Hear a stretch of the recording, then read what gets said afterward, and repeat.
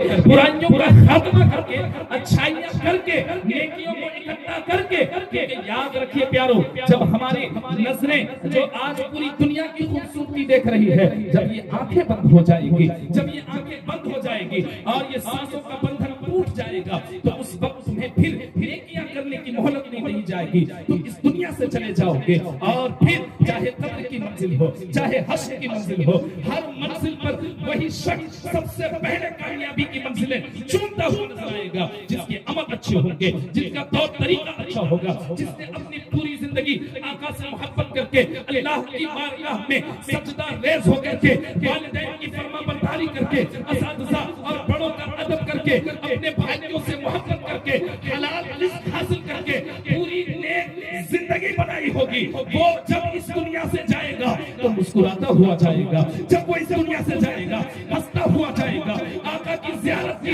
غرض سے جب جائے گا تو اس کا دل تو یوں ہی مچلتا ہوگا کہ اے دنیا والوں، مجھے جتنا جلد ہو سکے قبر میں دفن کر دو، کیونکہ جتنا جلدی تم دفن کرو گے اور منکر نکیر سوال کریں گے، اسی بہانے میں اپنے آقا کی زیارت یہ تمنا، یہ خواہش اس کی ہوگی جس نے نیک عمل بھی کیے ہوں گے اور آقا سے محبت بھی کی ہوگی، لیکن جس کے عمل اچھے نہ ہوں، جن کو عشق رسول ہی نہیں ہوگا، وہ آقا کی زیارت کی خواہش نہ رکھے، اور پھر عمل اچھے نہیں ہوں گے، تو اس وقت بھی جب آقا کی زیارت کرائی جائے گی تو کس طرح ہم حضور کا سامنا کریں گے؟ آقا کی زیارت تو ضرور ہوگی لیکن ہمارے عمل اچھے نہیں ہوں گے، تو یہ بھی گھبراہٹ ہوگی کہ کاش ہمارے عمل اچھے ہوں، اور پھر ہم آقا کی زیارت اگر کریں تو آقا بھی کتنا خوش ہوں گے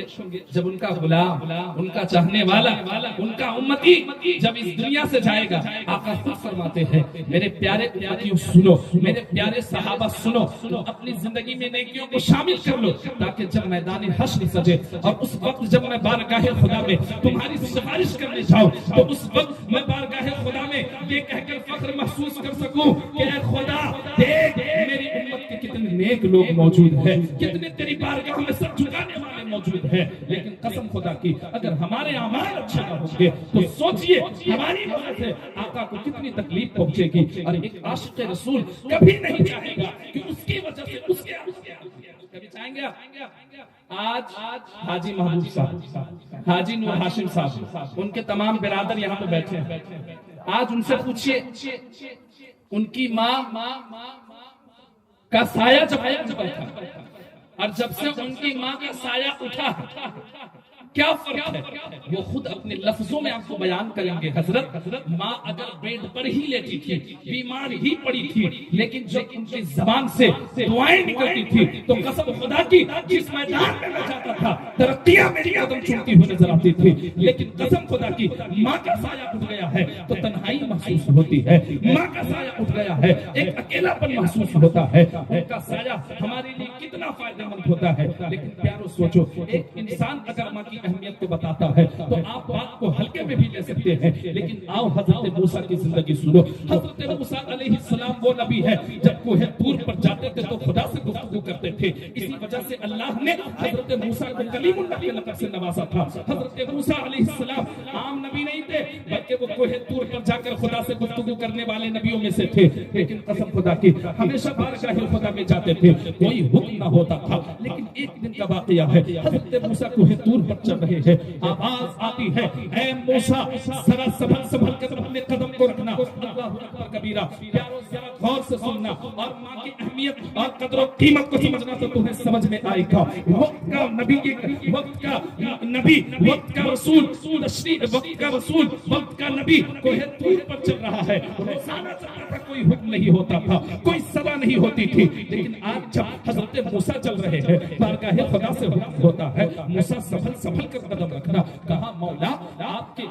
اے مولا تیری بارگاہ میں تو میں اکثر آیا کرتا تھا، کبھی یہ حکم نہیں ہوتا تھا، آج بات کیا ہے، آج وجہ کیا ہے، آج ماجرا کیا ہے؟ قسم خدا کی پیارو جو جواب آیا تھا ہماری زندگی کے لیے سب سے اہم ہے۔ حضرت موسیٰ کو یہ بتایا گیا وقت کے نبی ضرور ہیں لیکن اے موسیٰ سنو، تم مجھ سے گفتگو کرتے ہو تو کوہ طور پر اکثر آتے ہو، لیکن جب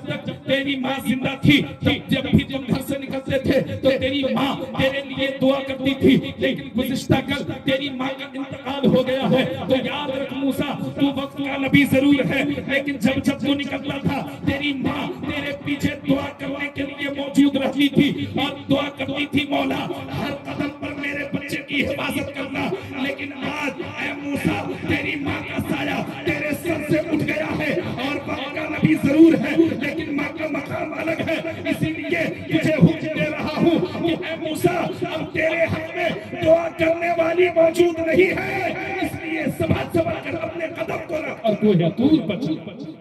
اللہ اکبر کبیرہ۔ ماں کا مقام اگر آپ کو سمجھنا ہے تو اس واقعے سے اور صاف آپ کو نہیں سمجھ میں آ سکتا، تو سوچئے وقت کے نبی کو کہا جا رہا ہے تیرے پیچھے اب دعا کرنے والی نہ رہی، سنبھل کر قدم رکھنا۔ اللہ اکبر۔ تو جب نبیوں کے لیے ان کی ماؤں کا مقام اتنا اعلیٰ ہو سکتا ہے تو پھر ہمارے لیے نہیں ہو سکتا؟ بے شک ہو سکتا ہے۔ اب میں ایک حدیث سناؤں اور اپنی گفتگو ختم کرتا ہوں۔ اللہ کے رسول صلی اللہ علیہ وسلم سے زیادہ کوئی بھی اس خاکدانی گدی پر نیک پیدا نہیں ہوتا۔ ہمارا منانو عقیدہ بھی ہے میرے آقا صلی اللہ علیہ وسلم سے زیادہ پاک پوتر باعث خیر و برکت دونوں جہان کے دولہا بن کر میرے رسول اعظم تشریف لائے، لیکن لوگ اپنی موت کو یاد نہیں کرتے، زندگی کی اہمیت نہیں سمجھتے، اچھائیوں کو اپنی زندگی میں شامل نہیں کرتے۔ اور ایک آیت حضرت نے پڑھا تھا وَمَا الْحَيَاةُ الدُّنْيَا إِلَّا لَهْوٌ وَلَعِبٌ، لیکن قرآن کی ایک آیت یہ بھی ہے وَمَا الْحَيَاةُ الدُّنْيَا إِلَّا مَتَاعُ الْغُرُورِ، کہ دنیاوی زندگی یہ دھوکے کی زندگی۔ انہوں نے ایک مثال یہ بھی دی جس طرح سے ہم خواب دیکھتے ہیں، ایک خوبصورت جگہ میں ٹہل رہے ہیں، باغ بہشت نظر آ رہی ہے، خوبصورت مناظر نظر آ رہے ہیں، لیکن اچانک آنکھ کھلتی ہے تو وہ کہتے ہیں بس وہ خواب ہی بہت ہمارا، ایسا محسوس ہوتا جا کہاں تھے کہاں چلے، سیم یہی حالت ہوگی، ایسا محسوس ہوگا کہاں تھے کہاں چلے، لیکن اس کے بعد واپسی کا راستہ کلوز۔ اور یہ بھی بتایا حضرت نے، تھوڑا اس کی تشریح کر دو کہ موت کو بھی موت آ جائے، حساب و کتاب کے بعد موت کو بھی موت آ جائے گی، مطلب یہ ہوا کہ پھر اس کے بعد کبھی موت کسی کو نہیں آئے گی۔ یہاں موت آئے گی لیکن وہاں موت نہیں آئے گی۔ یہ زندگی، اس زندگی کا کوئی بھروسہ نہیں۔ میں اکثر اپنی باتوں میں یہ کہتا ہوں کہ ایک بزرگ سے جو ایک مرید نے پوچھا تھا کہ حضرت زندگی کیسے گزاری جائے، آخر اپنی زندگی میں کس طرح سے نیکیاں کی جائے، اللہ کی بارگاہ میں عبادت کرنے کے لیے سب سے اچھا وقت کیا ہوگا، تو انہوں نے جو بتایا تھا وہی ہمارے لیے سب سے بہتر سبب تھا۔ وہ کہتے ہیں، وہ پیر کامل اپنے مرید سے کہتے ہیں کہ اللہ کی بارگاہ میں عبادت کرنے کے لیے سب سے اچھا وقت موت سے ایک دن پہلے کا۔